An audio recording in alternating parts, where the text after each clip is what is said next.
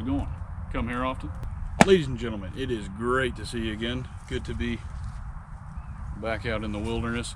I've got my professional wilderness man shirt on.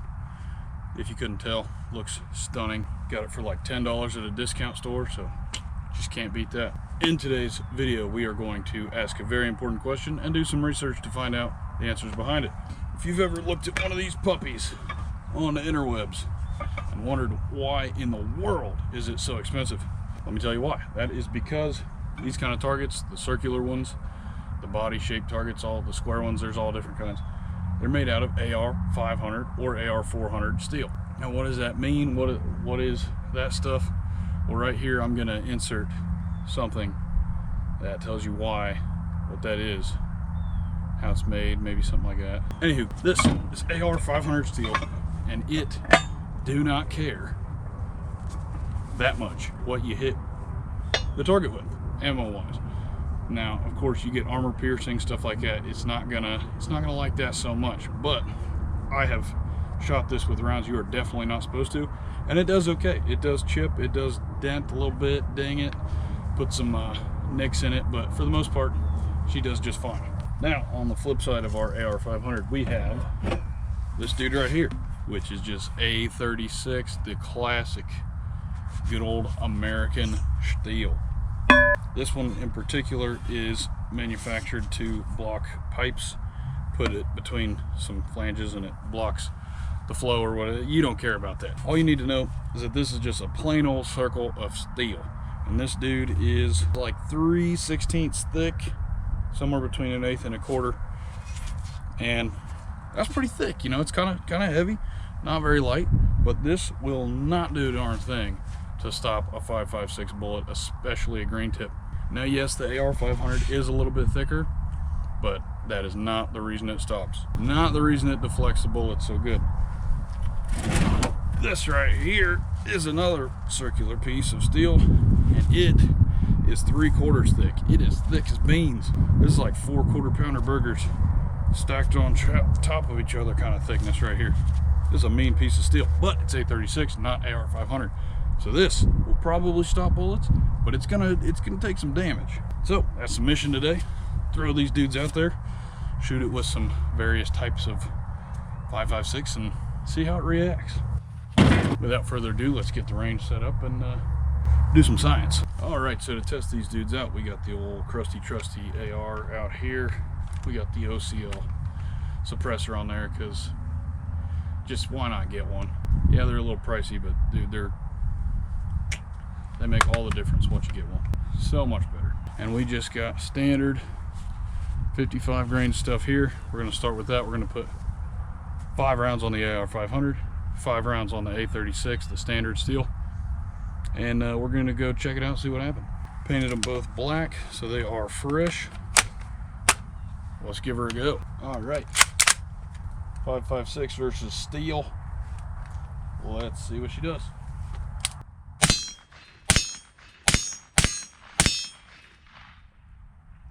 All right, now versus the plain stuff.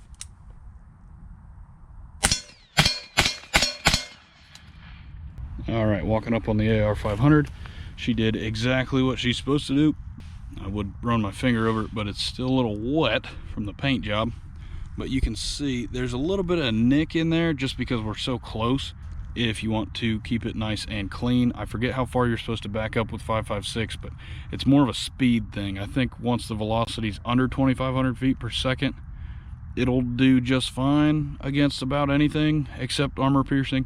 But yeah, definitely a velocity thing. But you can see, barely damaged it, just chipped up our paint, and she's good to go for the next round. Now we step on over here to the poor steel target, and look at that. She just blew clean through, didn't hesitate one bit.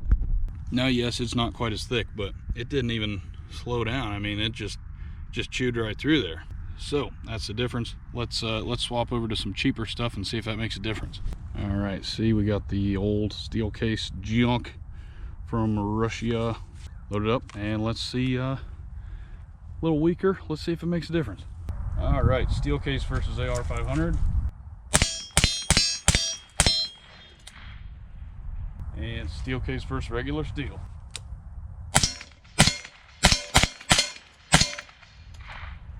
All right, steel case stuff looks just about the same, a little bit smaller of a splash. You'll have to forgive my grouping, not very good. I'm a wee bit rusty. There's steel case, not quite as much. Still, nothing on this AR500. It does just fine. Jump over here and it looks about the same. Not a huge difference. You can see we got 2 down here, just cut clean through it, and then up top. Same thing, just like butter, doesn't even care. Doesn't even care. All right, let's get the thicker piece out and give it the torture test. All right, we got the Bog death grip holding the old AR there. We got the thick piece of steel downrange. We are going to load up what we got left of the 5.56 FMJ and the steel case. See if we can't just shoot clean through it. I got a spot marked on it. Hopefully we can get consistent hits here. And yeah, see if we can shoot right through 3/4 steel, how many shots it takes. 5.56 versus 3/4 inch steel plate.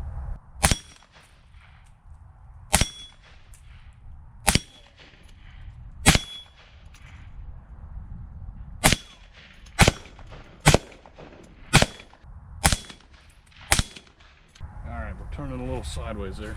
Not sure why GoPro does this to me, but deleted most of that shooting footage, but you got some of it. Probably put about 60 rounds in it, and as you can see, it's about through.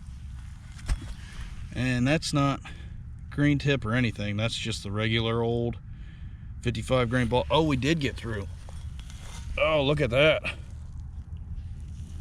That's crazy. So you can barely see through there, but a couple magazines of 5.56 in roughly the same spot, and we got through 3/4 inches of A36. So there you have it. That's why they use AR500 for bulletproof stuff. The A36 just won't do the trick. So there you have it, folks. There's your scientific reasoning behind why we use AR500 steel for shooting targets. It's got that dog in it, you know. I don't know how else to put it. This target here has probably seen thousands of rounds. I've had it for many a year, and you can see it's gotten some rounds that it would rather not have had. It's definitely had some green tip shot at it, like I think right there.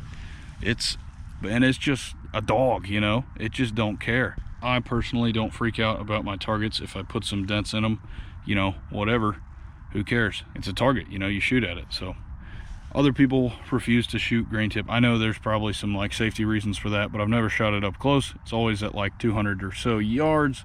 So, you know, I'm being safe. Don't come at me, safety crazy people. You know, let me do me. And you can do you. And we'll just leave it at that. So if you got any other scientific ideas for videos you want to see, let me know. I'd be glad to oblige. And yeah, thanks for watching. I will see you in the next one. Subscribe if you want to see more, and yeah, that's it. Have a good one.